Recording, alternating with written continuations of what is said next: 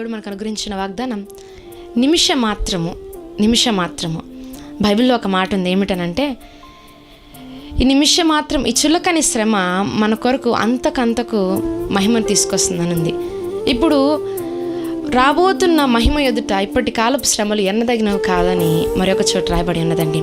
మనం బైబిల్లో చూసినట్లయితే యోబు గారిని జ్ఞాపకం చేసుకుందామండి.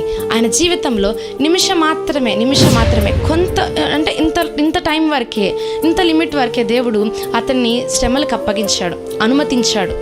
కానీ ఆ తర్వాత రెండింతల ఆశీర్వాదము అతడు కళ్ళారా చూశాడండి. ఇర్మియా ప్రవక్తని, అతడు బందీఖానాలో ఉన్నాడు. అందరేమో నీ జీవితం ఇంత అయిపోయిందని అన్నారు. ఇంకేం లేదు, మాలాగే ఒక ఆర్డినరీ మ్యాన్ కూడా అన్నారు. కానీ దేవుడు ఆ చెరసాల నుండి అతన్ని విడిపించి ఆ దేశంలో ఉన్న ప్రతి ఒక్క జనాంగము అతని వైపు, అతని కుటుంబం వైపు కళ్ళెత్తి చూసే విధంగా దేవుడు చేశాడండి. యోసేపు నిమిషం మాత్రమే ఆ చెరసాలలో అతడు ఆ పాపం నుండి పరిగెత్తుకొని వెళ్ళాడు.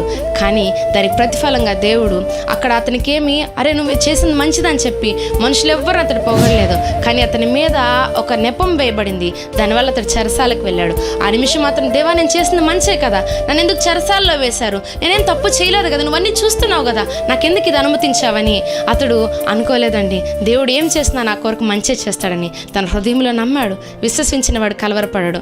అతను ఆ చెరసాలోకి వెళ్ళిన తర్వాత ఇదిగో ఆ దేశం అంతట్లో కూడా మంచి స్థానంలో, దేవుడు ఉన్నత స్థానంలో అతన్ని కూర్చొని పెట్టాడండి. ఈరోజు నీ శ్రమ ఎటువంటిదైనా, నీ బాధ ఎటువంటిదైనా, నీ టెన్షన్ ఎటువంటిదైనా, నీ ప్రయాణాల్లోనో, నీ ఉద్యోగాల్లోనో, లేదండి మా జీవితం రోజు మార్నింగ్ లేచినప్పటి నుంచి టిల్ నేను బెడ్కి వెళ్ళేంతవరకు కూడా, నిద్రపోయేంతవరకు కూడా అదంతా బిజీ లైఫ్ అండి అని అంటున్నావేమో. లేదు, ఈ బిజీ లైఫ్లో కూడా నా దేవునికి ఒక 5 నిమిషాలు కేటాయించి ప్రార్థించు నువ్వు.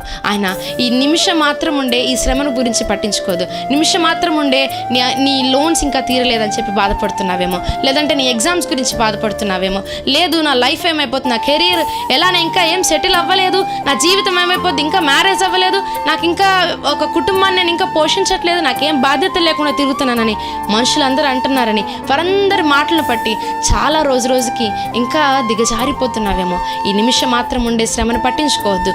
గొప్ప వాత్సల్యంతో నా దేవుడిని సమకూరుస్తానని వాగ్దానం చేస్తున్నాడు. కాబట్టి ఈరోజు దేవుని మీద భారం వేసి నీ జీవితంలో యేసు వైపు చూస్తూ చక్కగా ఈ పయనంలో సాగిపోదామా? ఈ కొద్ది వాక్యాలు దేవుడు నీ నా నిమిత్తము దీవించి ఆశీర్వదించునుగాక. ఆమేన్. Praise the lord.